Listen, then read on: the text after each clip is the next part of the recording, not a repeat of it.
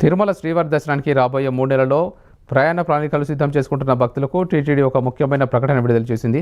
July, August, September నెలల్లో పలు పర్వదినాలు, ప్రత్యేక ఉత్సవాలు జరగనున్న నేపథ్యంలో ఆయా తేదీలలో వీఐపీ బ్రేక్ దర్శనాలను రద్దు చేస్తున్నట్లు స్పష్టం చేసింది. సామాన్య భక్తులకు పెద్దపీట వేసే క్రమంలో ఈ నిర్ణయం తీసుకున్నట్లు టీటీడీ పేర్కొంది. ముఖ్యంగా సిఫార్సు లేఖలపై ఆధారపడి దర్శనానికి వచ్చే భక్తులు ఈ మార్పులను గమనించి తమ ప్రయాణాలను ప్లాన్ చేసుకోవాలని సూచించింది.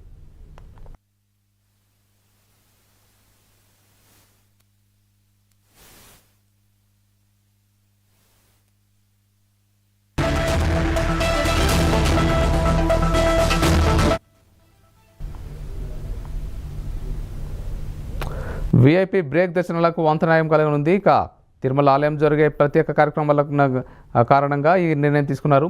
జూలై 14 కోయిల్ ఆల్వార్ తిరుమంజనం సందర్భంగా జూలై 17న ఆదివారం ఆస్థానం పర్వదినం కారణంగా వీఐపీ బ్రేక్ దర్శనాలను రద్దు చేశారు. జూలై 19 ఆండవన్ ఆశ్రమ స్వామీజీకి పెద్ద మర్యాద కార్యక్రమం నేపథ్యంలో జూలై 29 జిఆర్ స్వాముల చాతుర్మాస సంకల్పం సందర్భంగా వీఐపీ బ్రేక్ దర్శనాలను రద్దు చేశారు.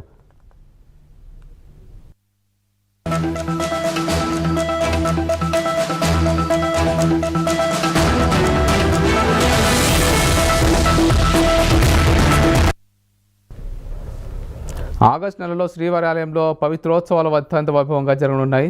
ఈ కారణంగా 2 రోజుల పాటు వీఐపీ దర్శనాలను నిలిపివేస్తున్నట్లు టీటీడీ తెలిపింది.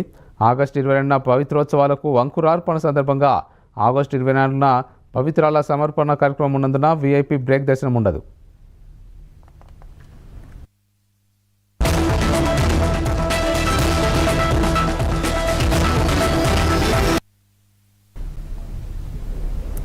ఏటా అంగరంగ వైభవంగా జరిగే శ్రీవారి సాలకట్ల బ్రహ్మోత్సవాలు సెప్టెంబర్లో జరగనున్నాయి. దీంతో ఈ నెలలో ఎక్కువ రోజుల పాటు వీఐపీ బ్రేక్ దర్శనాలు రద్దు కానున్నాయి. సెప్టెంబర్ 8న బ్రహ్మోత్సవాల ముందు నిర్వహించే కోయిల్ ఆల్వార్ తిరుమంజనం కారణంగా సెప్టెంబర్ 14న బ్రహ్మోత్సవాలకు అంకురార్పణ సందర్భంగా సెప్టెంబర్ 15 నుంచి సెప్టెంబర్ 23 వరకు బ్రహ్మోత్సవాలు జరిగే 9 రోజుల పాటు వీఐపీ బ్రేక్ దర్శనాలను పూర్తిగా రద్దు చేశారు.